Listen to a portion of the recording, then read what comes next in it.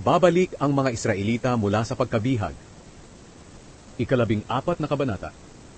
Kaaawaan ng Panginoon ang Israel, at muli niyang pipiliin bilang mga mamamayan niya.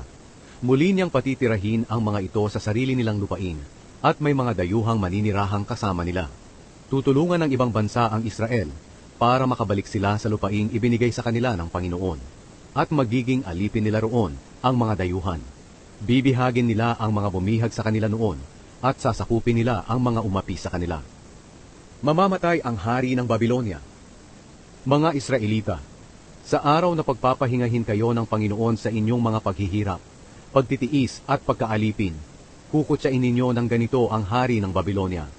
Bumagsak na ang mapang-aping hari, tapos na ang kanyang pagpapahirap. Winakasan na ng Panginoon ang kapangyarihan ng masasamang pinuno, na sa galit nila'y walang tigil ang pagpapahirap nila sa mga tao, at matindi kong umusig ng mga bansa.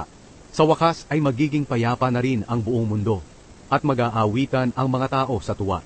Magagalak pati ang mga puno ng sipres at sedro sa Lebanon, dahil sa nangyari sa hari. Para silang tao na nagsasabi, ngayong wala ka na, wala nang puputol sa amin. Nagkakagulo ang mga patay sa iyong pagdating, at handang-handa na silang salubungin ka. Ang kaluluwa ng mga dating makapangyarihan sa mundo ay nagkakagulo sa pagbati sa iyo. Tumatayo sa kanilang mga trono ang kaluluwa ng mga hari para salubungin ka. Sasabihin nilang lahat sa iyo, humina ka na rin pala katulad namin. Pare-pareho na tayo. Ngayong patay ka na, wala ka ng kapangyarihan. At wala na rin ang mga tugtugan ng mga alpa para parangalan ka. Uod na ang higaan at ang kumot mo. Nahulog ka mula sa langit. Ikaw na tinatawag na tala sa umaga. Ibinagsak ka sa lupa, ikaw na nagpasuko ng mga bansa. Sinabi mo sa iyong sarili, aakyat ako sa langit, at ilalagay ko ang aking trono sa itaas ng mga bituin ng Diyos. Uupo ako sa itaas ng bundok, na pinagtitipunan ng mga Diyos sa bandang hilaga. Aakyat ako sa itaas ng mga ulap, at magiging gaya ng kataas-taasang Diyos. Pero ano ang nangyari sa iyo? Dinala ka sa lugar ng mga patay, sa pinakamalalim na hukay. Tititigan kang mabuti ng mga patay, at sasabihin nila, hindi ba't ito ang taong kinatatakutan ng mga tao sa mundo? At ang yumanig ng mga kaharian? Hindi ba't siya ang nagwasak ng mga lungsod? Ginawang parang ilang ang buong mundo, at hindi nagpalaya sa kaniyang mga bihag? Ang lahat ng hari sa mundo ay marangal na nakahimlay sa sarili nilang libingan.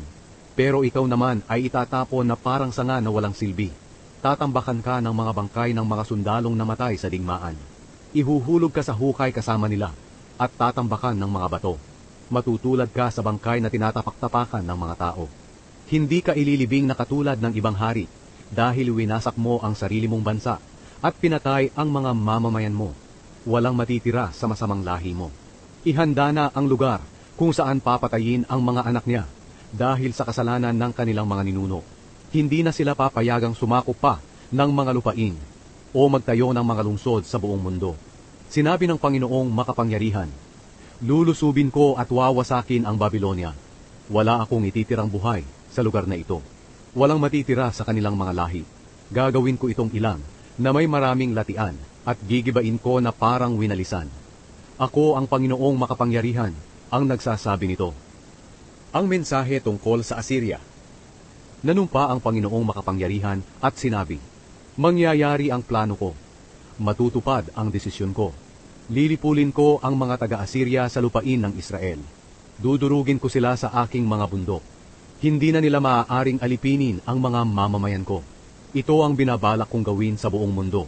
Ganito ang parusang ipapakita ko sa lahat ng bansa.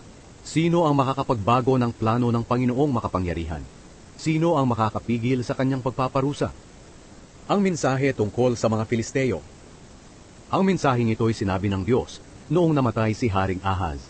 Mga Filisteo, huwag muna kayong magalak sa pagkamatay ng haring sumalakay sa inyo, sapagkat ang anak niyang papalit ay mas mabagsik kaysa sa kanya, parang isang ahas na namatay, pero nagkaanak ng mas makamandag na ahas na tila lumilipad. Ang mga mahihirap kong mamamayan ay pakakainin ko at bibigyan ng kapahingahan ng walang anumang kinatatakutan. Pero pababayaan kong mamatay sa gutom ang mga lahi mo, at ang matitira sa kanila ay papatayin ko pa rin. Umiyak kayo ng malakas, kayong mga mamamayan ng mga bayan ng Filistia, sapagkat sasalakay sa inyo ang inyong mga kaaway na parang usok mula sa hilaga, at sila'y pawang matatapang. Ano ang isasagot natin sa mga sugo ng bansang iyon? Sabihin natin sa kanila na ang Panginoon ang nagtayo ng Zion, at dito mga nganlong ang nahihirapan niyang mga mamamayan.